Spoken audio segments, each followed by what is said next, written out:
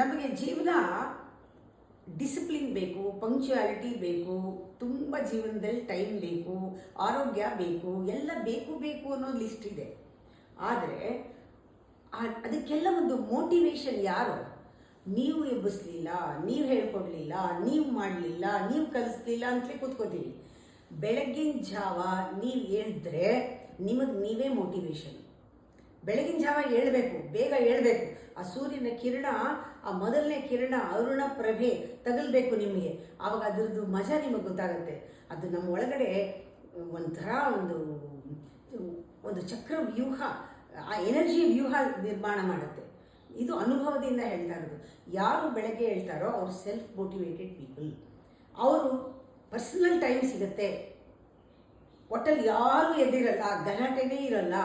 ನಿಮ್ಮದು personal time, ಧ್ಯಾನ, ಪ್ರಾಣಾಯಾಮ ಇದೆಲ್ಲ ಮಾಡೋಕ್ಕೆ ಒಳ್ಳೆ ಅವಕಾಶ, ಒಳ್ಳೆ ವಾತಾವರಣ. ಅದು ನೇಚರ್ ಸಪೋರ್ಟ್ ಮಾಡ್ತಾ ಇರುತ್ತೆ, ಹೊರಗಡೆ ನೇಚರ್, ನಮ್ಮ ನೇಚರ್ನ. ಇನ್ನು ನೀವು ನೋಡ್ತಾ ಇದ್ರೆ ನಾವು ಎಲ್ಲಕ್ಕಿಂತ ಮುಂಚೆ ಇದ್ದಿರ್ತೀವಿ. ಬೇಗ ಎಲ್ಲರೂ ಕೆಲಸ ಶುರು ಮಾಡೋಷ್ಟರಲ್ಲಿ ಎಷ್ಟೋ ನಮ್ಮ ಕೆಲಸಗಳೆಲ್ಲ ಆಗೋಗಿರುತ್ತೆ. ಎಕ್ಸ್ಟ್ರಾ ಟೈಮ್ ಸಿಗುತ್ತೆ. ಬೆಳಗಿನ ಜಾವ ಎದ್ದಾಗ ಇರುವಂಥ ಥಾಟ್ಸು, ಪ್ಯೂರ್ ಥಾಟ್ಸು, ನಾವು ಇಡೀ ದಿವಸ ಶಕ್ತಿನಲ್ಲಿ ಕಾಲ ಕಳಿಬೋದು. ಕ್ಲಾರಿಟಿ ಇರುತ್ತೆ ಯೋಚನೆಗಳಲ್ಲಿ. ಸೆಲ್ಫ್ ಡಿಸಿಪ್ಲಿನ್ ಅಂತೂ ತುಂಬ ಚೆನ್ನಾಗಾಗುತ್ತೆ. ಇವೆಲ್ಲರೂ ಬಾಯಿನಲ್ಲಿ ಹೇಳಿದ್ರೆ ಅಲ್ಲ, ನಾವು ಆರೋಗ್ಯವೇ ಭಾಗ್ಯ ಓದೋದ್ರಲ್ಲ. ಆ ಭಾಗ್ಯ ಪಡ್ಕೊಳ್ಳೋಕ್ಕೆ ನಾವು ಯೋಗ್ಯರಾಗಿದ್ದಾಗ ನಮ್ಗೆ ಇದಕ್ಕೆ ವ್ಯಾಲ್ಯೂ ಇರುತ್ತೆ.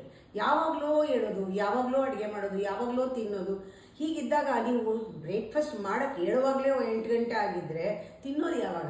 ಊಟ ಮಧ್ಯಾಹ್ನನೂ ಸಾಯಂಕಾಲನೂ ಮಾಡಿ ಡಿನ್ನರ್ 12 ಗಂಟೆ ಮಾಡಿದ್ರೆ ಮಲ್ಕೊಳ್ಳೋದು ಯಾವಾಗ?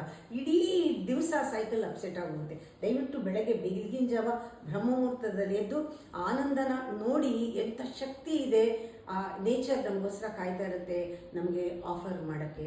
ನಾವು ಯೋಗ್ಯರಾಗಿ ರಿಸೀವ್ ಮಾಡಬೇಕಷ್ಟೆ.